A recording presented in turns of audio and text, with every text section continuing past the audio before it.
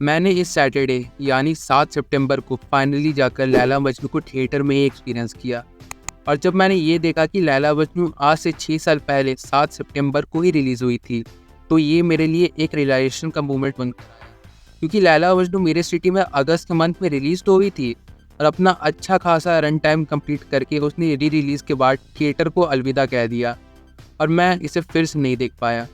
But फिर coincidence कह लो या फिर बहुत अच्छी किस्मत कह लो, अल्टीमेटली ये film on a popular demand once again release हुई और मैंने अननोइंगली 7 सितंबर की ही टिकट बुक की और finally I felt the magic which only some had the chance to feel if they really could have dived into the magical world of Laila and Majnu. और इसलिए आज का वीडियो डेडिकेटेड है इस फिल्म को, या आप कह सकते हैं it is my love letter to the makers, to the cast and to Laila and Majnu. So as we know, Imtiaz Ali is a kind of writer जो वैसी लव स्टोरीज को लिखने के लिए जाने जाते हैं जो मे बी इस दुनिया में पूरी ना हो पाए, but eventually they will meet in a place which is beyond of our understanding। और इसलिए लैला मजनू भी एक बहुत ही वियर्ड फीलिंग देते हुए जाती है, जिसे जो समझ गया वो किसी दूसरे को समझा नहीं पाएगा और जो नहीं समझा वो कभी इस चीज़ को जान नहीं पाएगा। और ये जो एसेंस है इस फिल्म के अराउंड वो दिमाग में हिट तो करती है, पर वो कैरेक्टर्स के डायनामिक्स, उनके सबकॉन्शियस माइंड, उनकी मोटिवेशन को बिल्कुल बारीकी से नहीं जान पाती है, जिससे मैं आपको एक बहुत ही खूबसूरत सीन दिखाकर बताना चाहूँगा।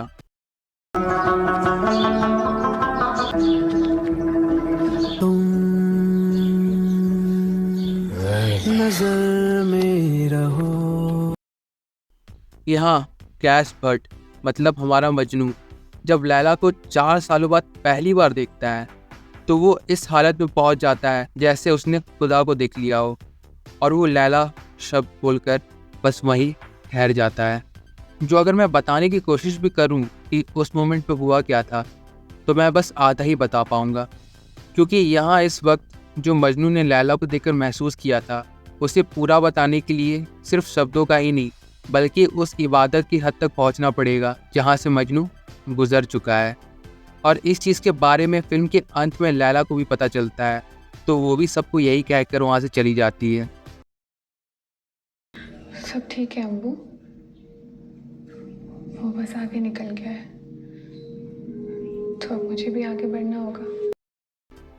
अब देखो, अगर मैं सच बोलूं तो लैला मजनू को इम्तियाज़ अली और साजिद अली ने बस उन्हीं लोगों को ध्यान में रखकर लिखा है जो इम्तियाज़ अली की कहानियों की दुनिया से वाकिफ़ रखते हैं, क्योंकि ये फिल्म स्पून फीडिंग नहीं करती। जैसे हमें जब पता चलता है कि कैश को लैला को देखे हुए 4 सालों का वक्त बीत चुका है तो हमें बस पता चलता है, हमें ये नहीं दिखाया जाता कि वो 4 साल बीते कैसे। जैसे अक्सर इम्तियाज़ अली अपनी फिल्मों में गानों के थ्रू वक्त के बीतने को दिखाते हैं, वैसा यहाँ कुछ भी नहीं होता है। We just get a glimpse कि पिछले 4 सालों से कैश की ज़िंदगी कैसी गुजर रही है, और ये चीज़ कैश लैला को बोलता भी है।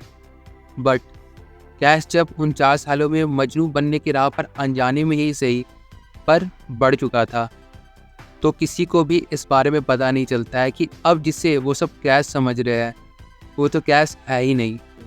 Again just what Laila said in the ending of this film. वो बस आगे निकल गया है, तो अब मुझे भी आगे बढ़ना होगा।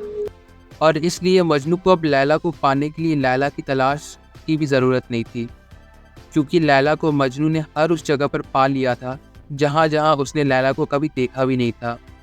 और इस चीज़ को बहुत खूबसूरत तरीके से रोमांटिसाइज करके स्क्रीन पर दिखाया है डायरेक्टर साजिद अली ने। और इसलिए फिल्म के एंड में जब क्रेडिट्स में डायरेक्टेड बाय साजिद अली लिखा हुआ आता है तो वो किसी भी सेलिब्रेशन से कम नहीं लगता उन लोगों को जिन्होंने सादगी से पिरोई हुई इस कहानी को अपने अंदर रहने की जगह दे दी है। And just like those people, Laila Majnu मेरे साथ भी काफ़ी लंबे वक्त तक ठहर कर रहने वाली है। एंड नाउ अगर मैं पैरेलल्स की बात करूँ तो लैला मजनू मुझे रॉकस्टार के कुछ ऐसे महसूस करवाती है, जहाँ रॉकस्टार में हम हीर को जॉर्डन से दूर और पास रहते हुए देखते हैं, और जिस तरह की इन्वायरमेंट जॉर्डन के रहते हुए और जॉर्डन के दूर जाने पे हम हीर के अराउंड देखते हैं, वो एक इनविजिबली से ही बट दी सोल कनेक्शन वाली चीज़ को बयां करती है। और वही सोल कनेक्शन वाली चीज़ हमें सबसे पहली बार लैला मजनू में तब दिखती है जब 4 सालों बाद मजनू लैला को देखता है। वो आंखों में इबादत वाली दुआ का उतर जाना और अपना सुध बुध सब खो देना, और इसके बाद अंत में लैला को लाइला लाइला कहना। और ये सारी चीज़ें इस बात की तरफ इशारा रहती है कि आज के वक्त पे जो लोग ये मान चुके हैं कि सब कुछ अब मतलब या समझौते के अंदर ही होता है, उनसे परे अब इंसान जाते ही नहीं। उन्हें बस नज़र दौड़ाने की देरी है, क्योंकि लैला मजनू की तरह समय से परे और अलग लोग होते हैं। बस उन्हें समझने के लिए उन तक पहुंचना होगा, और जो समझ गया वो इस चीज़ को किसी और को समझा नहीं पाएगा, और जो नहीं समझ पाया वो इस चीज़ को कभी जान नहीं पाएगा।